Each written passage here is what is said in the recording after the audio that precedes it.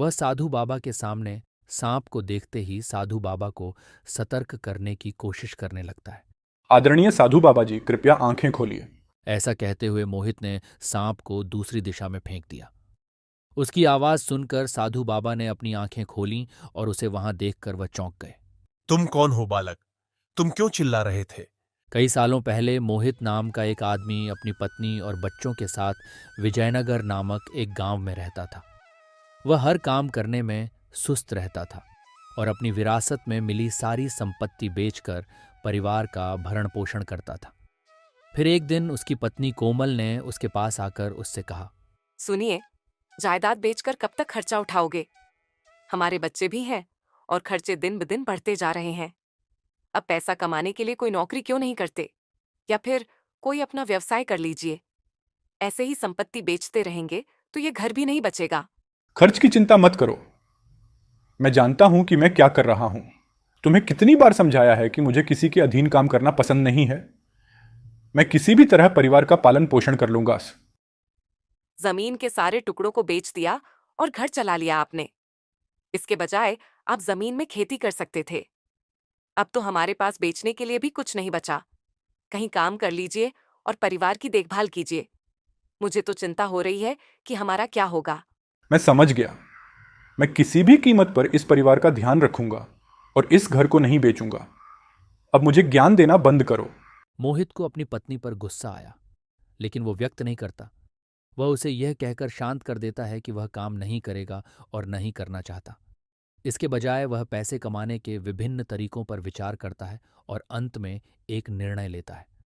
अगले ही दिन वह गांव के अलग अलग व्यापारियों से मिलने जाता है। क्या खबर है मोहित? थक गए होंगे इस जलती धूप में। आज तुम्हारा आना कैसे हुआ? तुम्हें देखकर हैरान हो गया मैं तो। मजाक बंद करो यार।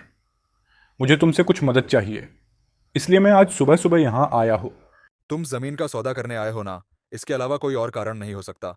तुम बिना किसी सौदे के बाहर नहीं आते, क्योंकि तुमने विरासत में मिली संपत्ति का पूरा पैसा उड़ा दिया है। मेरे सब्र की परीक्षा मत लो किशन लाल। मैं यहां सिर्फ सौदा करने के लिए नहीं आया हूं। मैं अपने नए व्यापार के लिए बात करने आया हूं।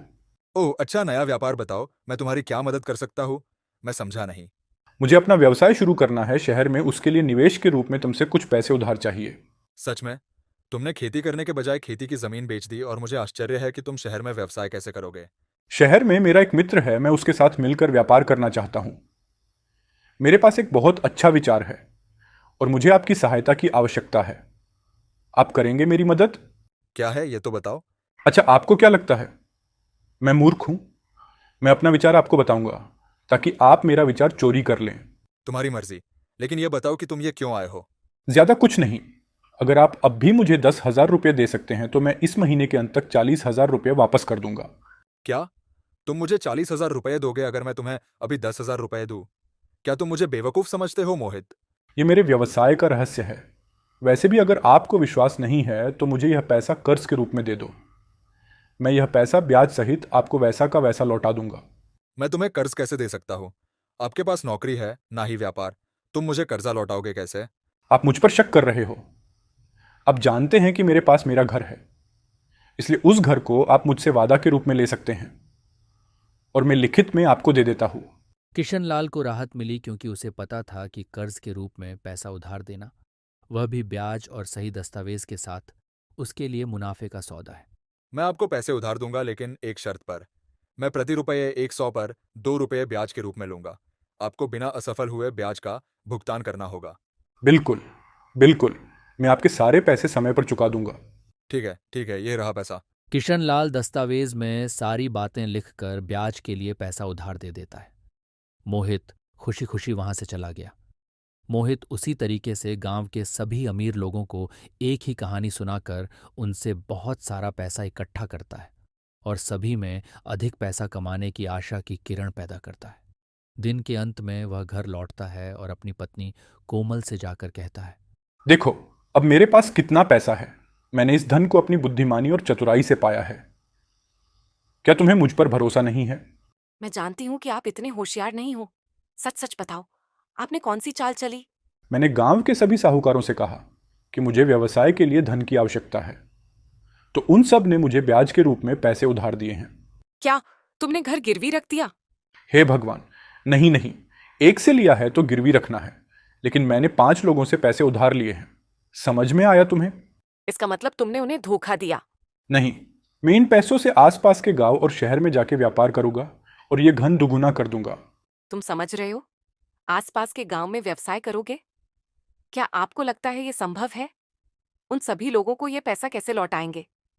अभी हमारे पास ये घर ही तो है, लगता है ये भी बिक जाएगा। मुझे क्या करना है मुझे पता है। मुझे सुझाव मत दो। मैं पास के गांव में जाकर अपने मित्र से मिलूंगा। छोड़, तुम जाने दो, तुम्हें कुछ पता नहीं चलता। मोहित अपने घर से निकल जाता है। अपने मित्र से मिलने चलते चलते एक जंगल से गुजर रहा होता है। तब अपने रास्ते में वह एक साधु बाबा को देखता है जो एक पेड़ के नीचे तपस्या कर रहे हैं।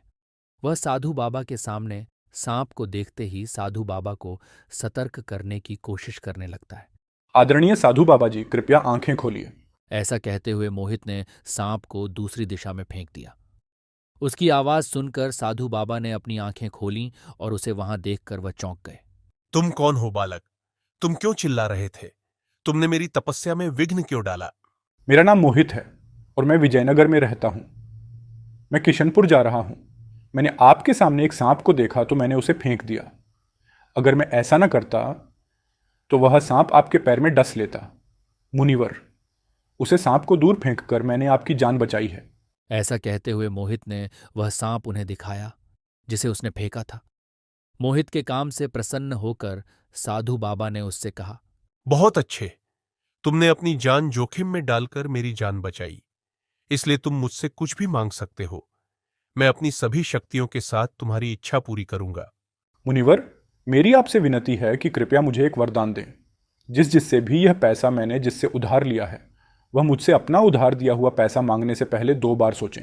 बेशक। परंतु मैं नहीं चाहता कि लोग मुझसे यह पैसा वापस मांगे। अगर वे पैसा नहीं मांगेंगे तो मैं अपना व्यवसाय कर पाऊंगा और अपना घर बना पाऊंगा।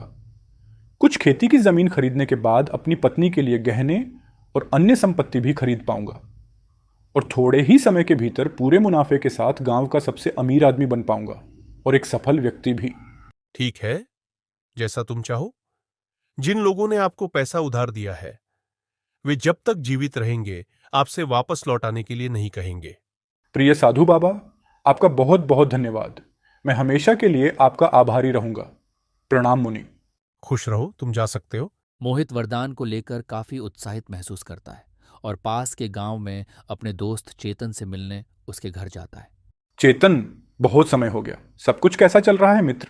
मोहित, सब कुछ बहुत अच्छा चल रहा है। तुम्हारा सब कुछ कैसा चल रहा है? तुम गांव छोड़कर कुंवारे ही रह गए, क्या बात है? मेरा परिवार बनाने का मन नहीं है। मैं गांव से भाग आया क्योंकि मेरे पिता चाहते थे कि मैं शादी कर लूं। मैं साहूकार हूं और अपने कारोबार से खुश हूं। और तुम बताओ, तुम क्या कर रहे हो आजकल? और आज मेरे पास आना कैसे हुआ तुम्हारा? मोहित ने अपने इरादों का खुलासा नहीं किया, पर चेतन से पैसे उधार देने के कारोबार में मदद करने को कहा। मुझे अपनी जमीन बेचने के बाद कुछ पैसे मिले हैं और तुम जानते हो कि अगर सही तरीके से निवेश नहीं किया गया तो पैसा गायब हो जाता है। अब मुझे तुम्हारी मदद की जरूरत है। तुम यह पैसा ले लो और इसे 5% ब्याज पर उधार दो दूसरे लोगों को जो व्यापार करते हैं। तुम 1% का हिस्सा लो और मुझे 4% दे दो। इतना आसान नहीं है जितना तुम कह रहे हो, लेकिन चूंकि तुम मेरे बचपन के दोस्त हो इसलिए तुम जब चाहो ब्याज सहित पैसे ले सकते हो। क्या यह ठीक है? हाँ हाँ, क्यों नहीं, जरूर। पर क्या किसी दस्तावेज पर तुम यह सब नहीं लिखोगे? यार जाने दो, तुम मुझ पर भरोसा नहीं करते। ठीक है, फिर इस पैसे को अपने पास रख लो। अगर कोई दस्तावेज इसकी आवश्यकता हो तो ठीक है। अरे अरे, ठीक है, ये पैसे ले जाओ और अपने पास रख लो। मुझे जब जरूरत होगी मैं तुमसे ले लूंगा। मुझे कुछ लिखित में नहीं चाहिए। तुम मेरे मित्र हो, मुझे तुम पर पूरा भरोसा है। ठीक है, ठीक है, तुम मुझे ये पैसे दे दो और जब तुम्हें चाहिए तो हम फिर मिलते हैं और मैं तुम्हें वापस दे दूंगा। तुम मेरे दोस्त हो, तुम्हारे लिए मैं इतना तो कर ही सकता हूं। इस तरह मोहित चेतन को सारे पैसे देता है और खुशी खुशी घर लौट आता है। वह सारी घटना अपनी पत्नी को बताता है। क्या तुमने सारे पैसे उसे मूर्ख चेतन को दे दिए? मैं वैसे भी तुम्हारे दिमाग को नहीं पढ़ सकती। तुम वो पैसे यहीं पर किसी को देते तो कम से कम हमें वक्त पर ब्याज का पैसा तो मिल जाता। तुम समझ में आया ना? पैसे कमाने के लिए नौकरी की जरूरत नहीं होती, बल्कि काफी बुद्धिमान होने की जरूरत होती है। इसलिए अब मुझे कभी भी ज्ञान देने की कोशिश मत करना। ठीक है। अच्छा, बकवास बंद करो। कड़ी मेहनत से बचने के लिए मुझे मनगढ़ंत कहानियां मत सुनाओ। अरे कहानियां नहीं प्रिया, बस इंतजार करो और देखो कि हम गांव के सबसे अमीर आदमियों में से एक बनने वाले हैं। मोहित व्यापार करने के विचार से उत्साहित महसूस करता है और सोचता है कि साधु बाबा के वरदान के कारण कोई साहूकार उसे पैसे वापस करने के लिए नहीं कहेगा। इस तरह से 1 साल बीत जाता है। फिर एक दिन साहूकार के मरने के बाद साहूकार का बेटा मोहित के पास आता है और आकर उससे कहता है, सुन लो मोहित, तुमने 1 साल पहले मेरे पिता से पैसे लिए थे और ब्याज भी नहीं दिया। कृपया करके मेरा पैसा लौटा दो। उसकी बात सुनकर मोहित सोचने लगा कि मनोज को उसके पिता से लिया हुआ कर्ज के बारे में कैसे पता चला, जबकि उसके पिता ने एक बार भी उससे नहीं कहा था। वह साधु बाबा के वरदान पर विचार करते हुए सोचता है और उससे पूछता है, क्या मैंने तुम्हारे पिता से पैसे कब लिए? तुम्हें कैसे मालूम? क्या तुम्हारे पास कोई सबूत है? और अगर कोई सबूत है तो बताओ। मोहित ने मनोज को झांसा देने की खूब कोशिश की, पर तुरंत मनोज ने उसे वह दस्तावेज दिखाया। तुम्हारे द्वारा दस्तखत किया हुआ दस्तावेज। अब झूठ मत बोलो और मेरा सारा पैसा 1 हफ्ते के अंदर मुझे वापस कर दो, वरना मैं तुम्हारे घर पर कब्जा कर लूंगा। मनोज वहां से चला जाता है। मोहित हैरान है, क्योंकि सभी व्यवसायियों के बेटे घर आए और मोहित को 1 हफ्ते के अंदर कर्ज चुकाने की चेतावनी देकर चले गए। ये सब देखकर और उनकी बातचीत सुनकर कोमल ने अपने पति के पास आकर उससे कहा, क्या हुआ? आपने मेरी बात नहीं मानी ना? ये आपकी मूर्खता का ही परिणाम है। अगर आप मेहनत करते तो ऐसा नहीं होता। अब आपको लिया हुआ पैसा और उसका ब्याज एक साथ चुकाना पड़ेगा। अब घर नीलाम करने की नौबत आ गई है। आपने ऐसा क्यों किया? हम अपने छोटे से बच्चों को लेकर कहाँ जाएंगे? हे भगवान, क्या करें? मोहित, जो अपने ही विचारों में खोया हुआ था, वो अपनी पत्नी से कहता है, रुक जाओ, मैं जानता हूं मुझे क्या करना है। मैं चेतन से अपना सारा पैसा वापस लूंगा। मैंने जो उसे दिया है मुझे उसका 4 गुना मिलेगा। मैं जाकर उसे लूंगा और सारा कर्ज चुका दूंगा। तुम बिल्कुल भी चिंता मत करो। तुरंत वह अपने दोस्त चेतन के घर के लिए रवाना होता है, पर वहां पहुंचकर उसके घर को बंद पाता है। फिर वह चेतन के पड़ोसियों से चेतन के बारे में पूछने जाता है। महोदय जी, क्या मैं आपसे कुछ पूछ सकता हूं? क्या बता सकते हैं कि साहूकार चेतन का घर कहाँ है? पर क्यों? क्या तुमने उसे पैसे उधार दिए हैं? हाँ बिल्कुल, पर वह है कहाँ? साहूकारी के धंधे में मदद के लिए कई लोग उसके घर आए। चेतन ने तुम जैसे लोगों से पैसे वसूले और रातों रात गायब हो गया। कोई आश्चर्य नहीं कि आप पीड़ितों में से एक है। मैं आप जैसे लोगों को जवाब देते देते थक गया हूं। वह आवारा है। अब तुम यहां से जा सकते हो। तुम्हारा पैसा वापस मिलना बहुत मुश्किल है। पड़ोसी का जवाब सुनकर मोहित चौंक जाता है और वरदान देने वाले साधु बाबा पर क्रोधित हो जाता है। वह बहुत ही गुस्से में आकर साधु बाबा से नतीजे के बारे में सवाल पूछने उनके पास आता है। क्या हुआ? क्या तुम्हें कोई समस्या है? आपने कहा था कि आपने मुझे वरदान दिया था क्योंकि मैंने आपकी जान बचाई थी, लेकिन आपने मुझे धोखा क्यों दिया? क्या क्या बोल रहे हो तुम? मैंने तुम्हें कैसा धोखा दिया है? मोहित पिछले 1 साल में हुई सारी घटनाओं का ब्यौरा साधु बाबा को देता है और गुस्से में उन्हें खरी खोटी सुनाता है। तुमने मुझसे उस दिन क्या पूछा था? क्या तुम्हें याद है? क्यों नहीं, मुझे याद है। मैंने कहा था कि जिस व्यक्ति ने पैसा उधार दिया है वह मुझसे वापस न मांगे। तो यही कारण है कि उन साहूकारों ने जब तक जीवित रहे तुमसे नहीं पूछा, ना ही कभी तुमसे पैसे मांगे। तुम्हारा वरदान तो पूरा हो गया, लेकिन उनके पैसे पर अब उनके वारिसों का अधिकार है, इसलिए उन्होंने कर्ज वापस मांग लिया। तुमने वरदान मांगा था कि लोग आकर वापस नहीं मांगे, बल्कि तुम्हें मांगना चाहिए था कि कोई भी कर्ज न हो। तो इस हिसाब से मैंने तुम्हें कोई भी धोखा नहीं दिया है। आदरणीय साधु बाबा जी, मैं इस बात पर ध्यान नहीं दे पाया, लेकिन मेरे मित्र ने, जब मैंने उस पर भरोसा किया तो उसने मुझे धोखा दिया। आप मुझे बताएं साधु बाबा वर, क्या यह उचित है? मोहित, क्या तुम न्याय की बात कर रहे हो? क्या यह मेहनत की कमाई है? तुम हमेशा बिना मेहनत के पैसा कमाना चाहते थे, इसलिए अपने गांव के लोगों को धोखा देकर पैसा जमा करके अपने दोस्त को दे दिया। फलस्वरूप बदले में तुम्हारे दोस्त ने भी तुम्हें उसी तरह धोखा दिया। हमेशा याद रखो कि अगर यह मेहनत की कमाई नहीं है तो कोई भी चीज अपने पास तुम नहीं रख सकते। तुम जो कुछ भी आसानी से कमाते हो वह हमारे पास नहीं रहता, लेकिन अगर यह बुद्धिमानी और मेहनत से कमाया जाता है तो यह हमेशा हमारे साथ रहता है। मेहनत का फल हमें हमेशा मिलता है।